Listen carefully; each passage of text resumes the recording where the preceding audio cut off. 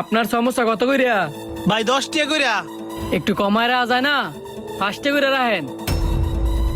না ভাই 5 টাকা করে হইতো না, আমি গরিব মানুষ, আমারে ঠকায় লাভ আছে? রাহেন আজকে রাখলে কোনো কিছু হইতো না।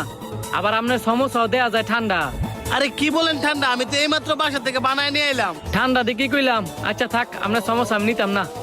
নিয়ে যান ভাই, আমার ঘরের বানানো সমস্যা, বাইরে তো সবসময় খানোই। হ্যাঁ ভাবছে আমি কানা, আমার ঠকাই দিয়া দেয় বোগা। ঠকাইলে যে ঠক দেওয়া হয়, হ্যাঁ স্কাইটা হারারে টের হইব। হ্যাঁ, কানা লোকটা তো অনেকগুলো সমস্যা মেরে লইছি। সমস্যা দেখি মনে হইতাছে অনেক মজা হইব।